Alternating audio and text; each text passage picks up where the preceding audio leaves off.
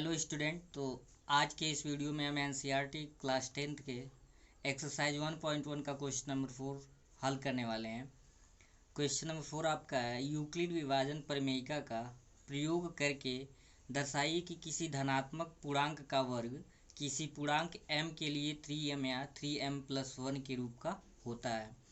अभी इसके पिछले वाले क्वेश्चन में भी हमको सेम इसी पैटर्न का क्वेश्चन देखा गया था, क्वेश्चन नंबर जो 2 था।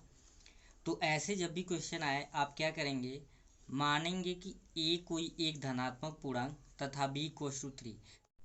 मैंने आपको पहले वाले वीडियो में क्वेश्चन नंबर 2 में बताया था कि ये b की वैल्यू आप कैसे चूज करेंगे। क्वेश्चन में देखेंगे जो भी कोफिशिएंट होगा उसी को हम यहाँ पे क्या करते हैं, लेट करते हैं। क्वेश्चन नंबर 2 में 6 था तो वहाँ पे b की वैल्यू 6 लिए थे। चूँकि 3m का मतलब हुआ कि अगर इसमें देखें भाज्य बराबर भाजक गुणे भागफल धन शेषफल, तो भाज्य और भाजक है तो ये 3 का गुणज कब आएगा, जब आप यहाँ पे आप b की वैल्यू क्या लेंगे, 3 रहेंगे, तभी 3 का कोफिशिएंट आ सकता है, गुणज आ सकता है।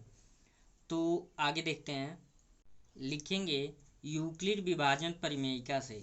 तो यूक्लिड विभाजन परिमेयिका क्या कहता है, भाज्य बराबर भाजक गुणे भागफल धन शेषफल, यानी a equals to b q plus are.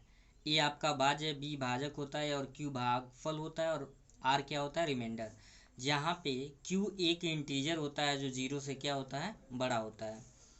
तो अगर हम b की वैल्यू 3 लिए हैं तो यहाँ पे क्या लिख सकते हैं, 3q लिख सकते हैं। अब चूंकि क्वेश्चन में m लाना है तो कन्फ्यूजन नहीं, यहाँ पे कन्फ्यूज नहीं होना है। आप चाहें तो q की वैल्यू कुछ भी m भी ले सकते हैं। मान लीजिए सपोर्ट है तो आप m पे भी रख के सॉल्व करना चाहते हैं तो यहाँ q के जगह पे आप क्या रख सकते हैं, m रख सकते हैं। मैंने q ही रख के सॉल्व किया है कि आपको अच्छे से समझ आए। तो a equals to 3q plus R, B की वैल्यू रख दिया गया और इसको क्या मान लिया गया, इक्वेशन फर्स्ट मान लिया गया। अब आप ध्यान देंगे कि r की जो वैल्यू होगी या तो 0 होगा या तो 1 होगा या तो 2 होगा। यहाँ पे एक चीज़ ध्यान देंगे, ये 3 नहीं हो सकता है। क्यों? क्योंकि जो रिमाइंडर होता है, जो जिससे भाग हम देते हैं हमेशा, उससे क्या होता है, छोटा। यानी जो r की वैल्यू होगी या तो 0 या 0 से बड़ा होगा और 3 से क्या होगा, छोटा होगा। इसलिए r की वैल्यू 0 हो सकता है, 1 हो सकता है और क्या हो सकता है, 2 हो सकता है। तो एक एक करके जब हम वैल्यू रखेंगे इक्वेशन फर्स्ट में, जब r की वैल्यू 0 रखेंगे तो a इक्वल्स टू हो जाएगा 3q। जब r की वैल्यू इक्वेशन फर्स्ट में आप 1 रखेंगे तो हो जाएगा 3q प्लस 1। फिर r की वैल्यू 2 रखेंगे तो हो जाएगा 3q प्लस 2, यानी इसको मान लेंगे हम इक्वेशन 2। अब क्या करना है, दोनों पक्षों का वर्ग करने पर। तो दोनों पक्षों का वर्ग का मतलब a का वर्ग करेंगे a स्क्वायर, 3q का करेंगे तो 3q स्क्वायर। वैसे ये हो जाएगा 3q प्लस 1 का whole square and 3q plus 2 का होल स्क्वायर। जब दो टर्म होता है तो वहाँ पे होल स्क्वायर उसको बोलते हैं। अब क्या हुआ है, यहाँ पे लेफ्ट हैंड साइड में कोई परिवर्तन नहीं, वैसे ही रहेगा वो 9q स्क्वायर। तो आप इसको लिख सकते हैं 3 इंटू 3q का स्क्वायर।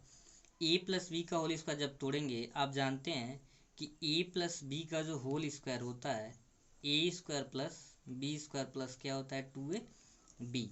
तो ए की जगह पे 3q है तो 9q स्क्वायर प्लस 1 का स्क्वायर करेंगे 1 ही होगा। फिर होता है 2ab, 2 3 या 6 में 1 का करेंगे 6q। फिर इसको ब्रेक किए हैं इसी फार्मूले पे, 3q स्क्वायर हो जाएगा, sorry 9q square plus 4 plus 12q हो जाएगा।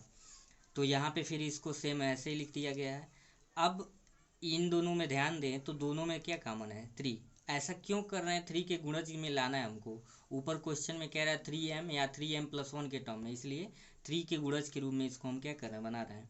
तो यहाँ दोनों में जब 3 कॉमन किया है तो 3 3 या 9q स्क्वायर और यहाँ पे 2q और प्लस को बाद में लिख दिया गया। फिर यहाँ पे 3q इन दोनों में कॉमन किया गया है तो यहाँ पे 3q स्क्वायर बचा है, 3 4 12।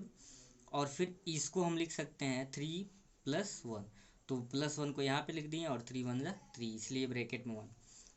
3q स्क्वायर को k1 मान लिया गया है, 3q स्क्वायर प्लस 2q को k2 मान लिया गया है, 3q square plus 4q plus 1 को क्या मान लिया गया, k3। आपका इक्वेशन ये बन गया 3k1 3k2 प्लस 1 या 3k3 प्लस 1। जहाँ पे आपको पहले भी बताया जा चुका है k1 k2 और k3 क्या है, एक धनात्मक पूर्णांक है।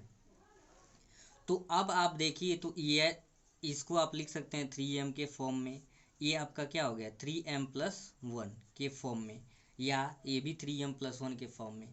तो ये क्लियर हो गया, इसलिए लास्ट में लिख देंगे अतः किसी भी धनात्मक पूर्णांक का वर्ग या तो 3m या तो 3m+1 के रूप का होता है।